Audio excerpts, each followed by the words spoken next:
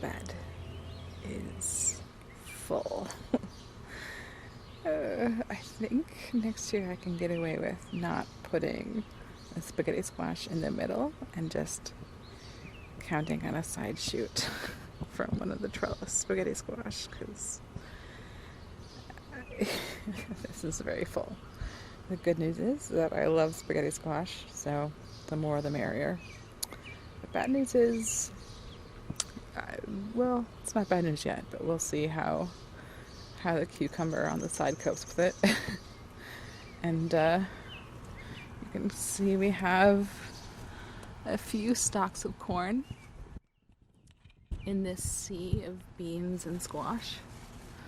And this one has put up its tassels. But because I was counting on a lot of corn, I probably planted too many beans.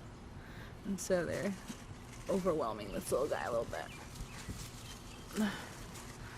Oh man, I don't even know if I can undo that. But we'll see. It's not like we're going to get a lot of corn.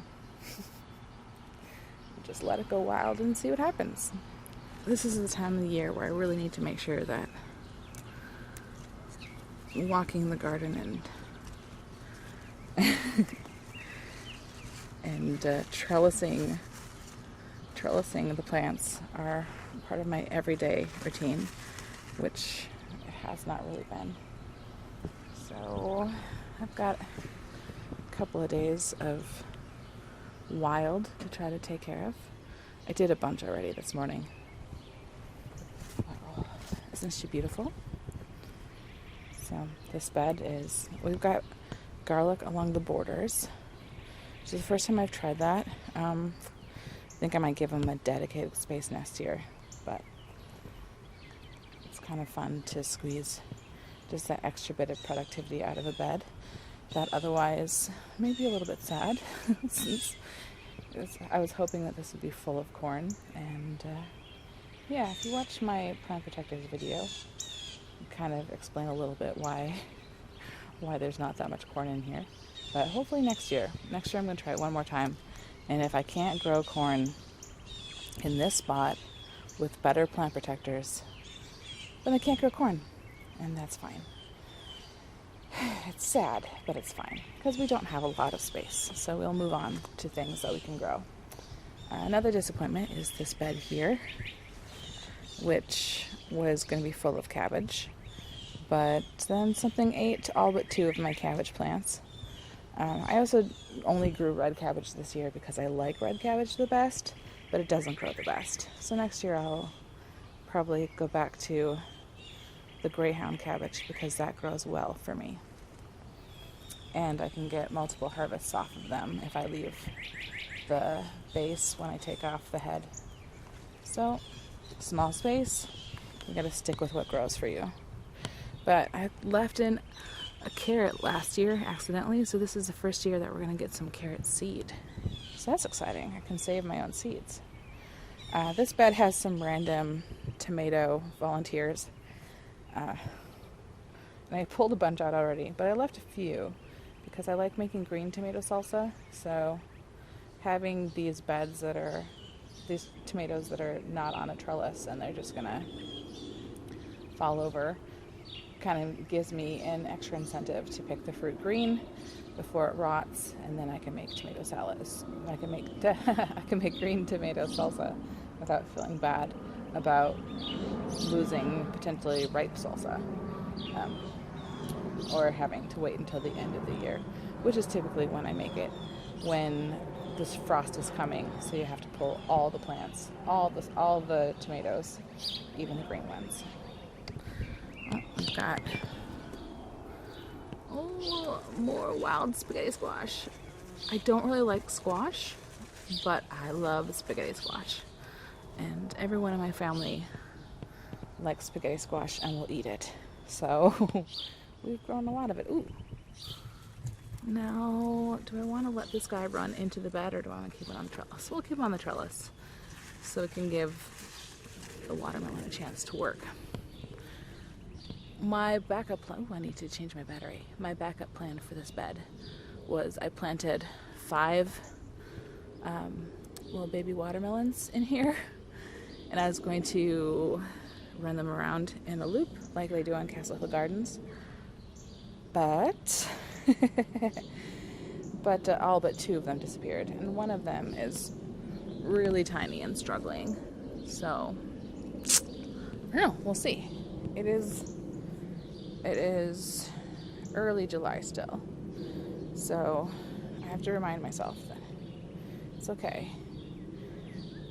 The plants are doing what they do. They're taking their time, and that's okay. We have flowers on our dragon tongue bush beans, and a little more excitingly, we have our first bean.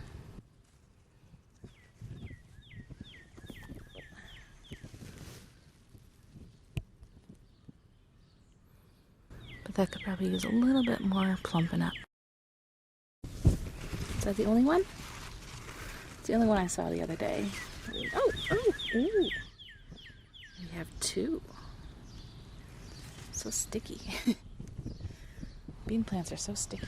Our ground cherry is putting on fruit. So these weeds. I really need to get out and weed. We have some baby peppers coming on. This is an orange sun sweet bell pepper. My tomatoes and my pepper plants, I always start them really early, but this year I didn't stick them under my really good lights because I forgot how important that was, and the tomatoes just didn't really do anything. The peppers, a mouse ate all of my peppers, so I've got a spicy mouse.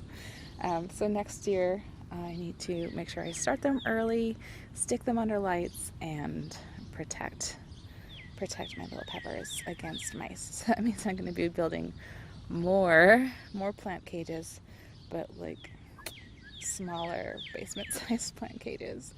But that is coming up in the future, not today. Ooh, I've got some little peppers on this one. Is this another? Okay, this is another orange sun, and then we have King of the North. Dun, dun, dun, dun. So because my pepper plants, all my little baby pepper seedlings got eaten by a mouse, and then I restarted them, but they just didn't really have enough time.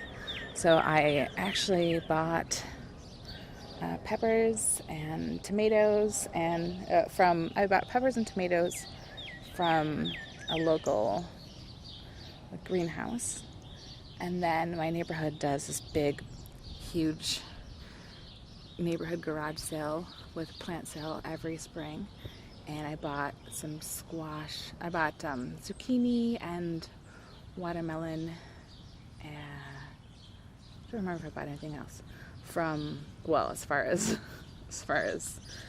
plants go, from the plant sale, because my squash were all doing pretty well. I had them outside in the greenhouse. I had already planted on my spaghetti squash because they were so big, but then the tray that held all of my other cucurbits, so all of my cucumbers, all of my zucchini, all of my watermelon, I think I had a little cantaloupe too, they all fell over in a storm because the storm shook the greenhouse. So these zucchini over here are store-bought zucchini because I wasn't sure what was what of what I had left, and so I didn't know what needed to be planted, what was going to grow as a bush, and what needed the trellis. So I just stuck those in the back as an experiment, and yeah, we brought up them here. Ooh, we've got some spaghetti squash coming through this path. Kind of tempted to let it just weave through the peppers and do some weed suppression in the pepper bed, because we've got a lot of ground cherries happening here, but in between the peppers there's also not much else other than weeds. Hmm. Hmm. We'll try it. And then I can only grow sunflowers as a volunteer because squirrels like to take whatever I plant, and also I just don't have that much sun. But luckily this year we have a few beautiful volunteers popping up. And got a little strawberry bed here. This one is pretty much finished. And then this sunflower was growing in. Ooh, that's the problem. I just stepped on that poor little squash. This beautiful sunflower right here was growing in my strawberry bed. So I carefully transplanted that because it was either that or pull it out. And surprisingly, it is doing fine. So huzzah, I transplanted a sunflower. They don't always transplant very well.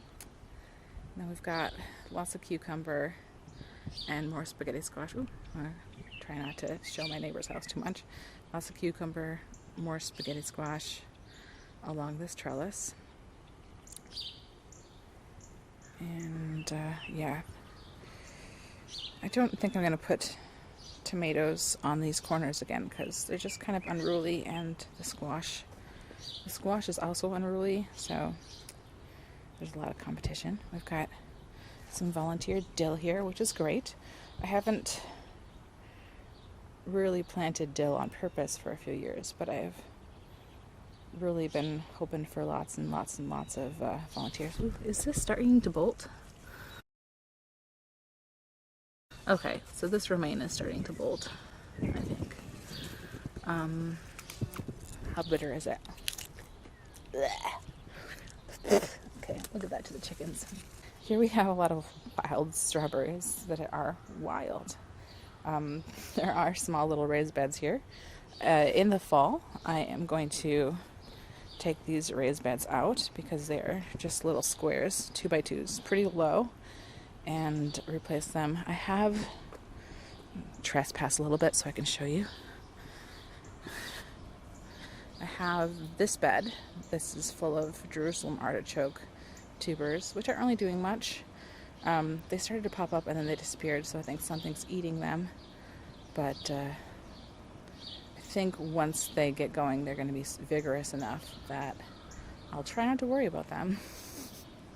We'll give them a little more time. But this bed, I have 2 more of these, and in the fall, once the squash are done, then I am going to put them here so that they'll actually go the length of the trellis, and we'll have a little more depth. They can get more quality compost. And I'm going to take all the baubles off of these walking onions, and I'm going to use them to plant up the other side of the trellis with my harvest side. So we're going to eat the walking onions out of that side, and then we're going to grow on the mother plants so that we can harvest the baubles for next year's. So it'll be a cycle where this bed is always making us baubles to plant for the next year. And strawberries, this is a brand new cage because we used to have blueberries in here. So we had like a taller thing with a net, but ooh, got a couple of strawberries. And we've just gotten enough rain so that these are actually delicious. We did not have much rain, and I don't have irrigation to this bed, so we had some pretty not delicious ones. Okay, yuck. Leave that for the birds.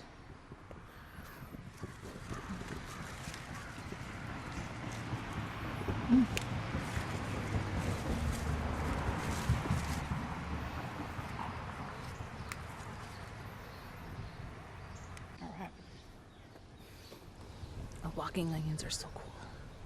They're just so like alien. They grow up and then the top puts on these little bubbles, and these you can eat or you can plant. And what they like to do, oh no, is that they'll fall over and touch the ground because they get so heavy, and then the little baubles will plant themselves and they'll grow, and you will get more and more and more, and they'll move around the garden, which is why they're called walking onions. Mine don't usually get heavy enough to fall over, but that's the theory anyway. Did I just see? Yeah. Some naughty little plants that need to be on my trellis. I moved this trellis last year because I think it was about here. So it was a good, decent walking path that I could get my little power shovel through in the winter. But then as soon as the summertime chaos arrived, you just couldn't walk through it anymore. Okay. I am just snapping heads off of these. That's probably okay though, because we have plenty. And then these are going into my neighbor's yard, so I will take them. Sorry, neighbor. I never know if they're like, oh yay, their plants are coming into our yard, and then I like pull them back through the fence or whatever. But they have their own garden. This sage I planted last year, and it made it through the winter. Oh, I think I heard the chickens. I forgot to let the chickens out. Okay.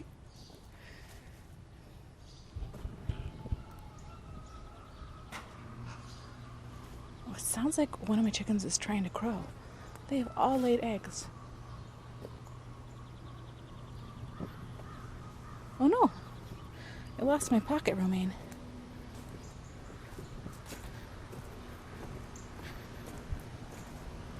There it is. It went into the neighbor's yard. Oh no. Oh no. Okay, I'll go check on them in a minute because they're getting loud.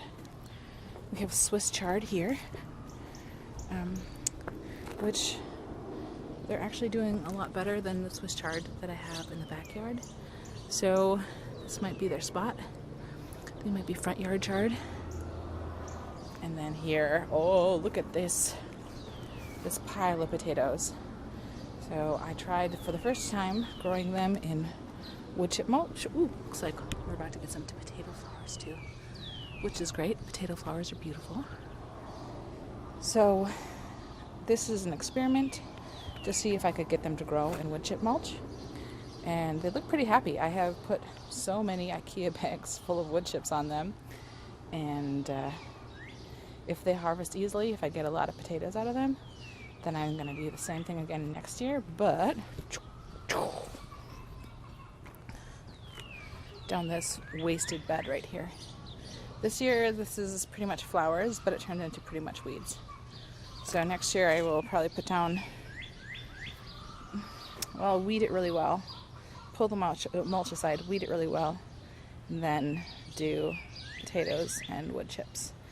And hopefully that will suppress the weeds a bit, and then it'll give us a lot more space for more potatoes. We have a little fence of rhubarb, which, do we have enough grown back? Yeah, I think we've got enough grown back that I might be able to harvest for one more jam. We've got tomatoes along this fence, but I bought like a 6-pack variety pack from the greenhouse, so I don't know what's what. Now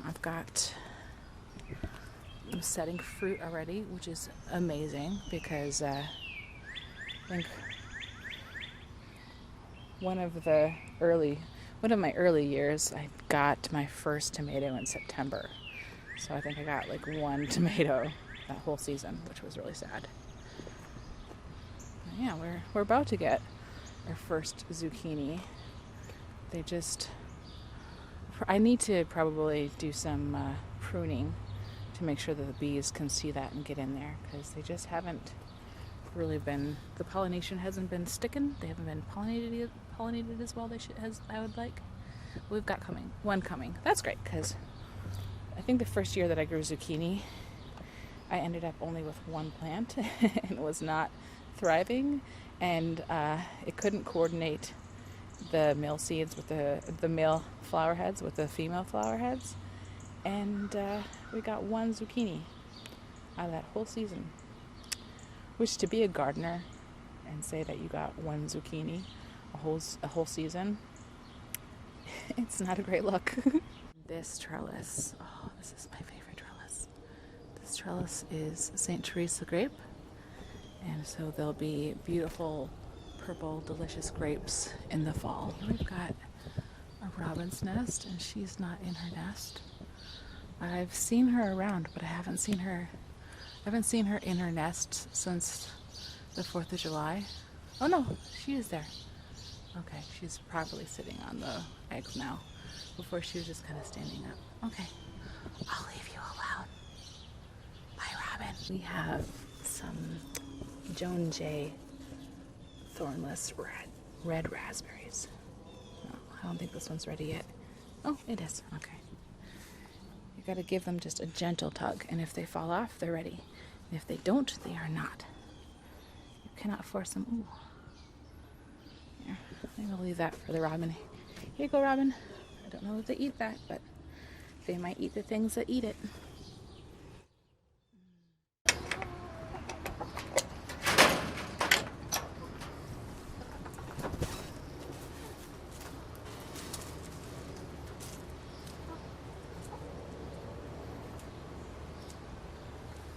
Good morning, ladies.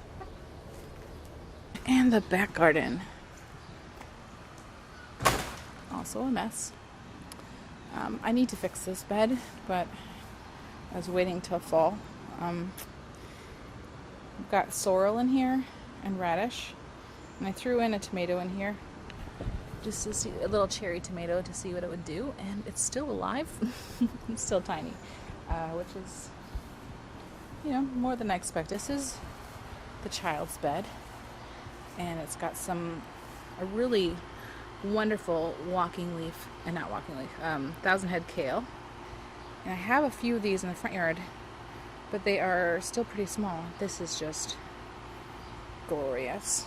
So I might actually fill the other bed with this next year.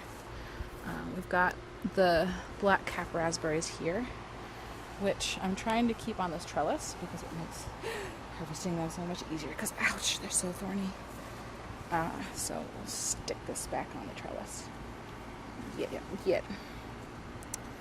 But these, take them when they're black, and they come off easily. I moved them onto a trellis last spring, and because they were disturbed, I really didn't get that much of a harvest off of them. So this is the first decent harvest that we're getting. But yes, you can still get scratched if you're not careful, but putting them on this trellis makes such a difference. I got the idea from Grown to Cook, I think. She was growing black cap raspberries as like something exotic, and she put it on a trellis, and here it is a weed. It grows wild, but putting it on a trellis really does just make it so much easier to harvest, because they're so thorny. Okay. Ooh. Yum, yum, yum, yum. Thank you so much. I'll see you next time. I hope that you're growing good things.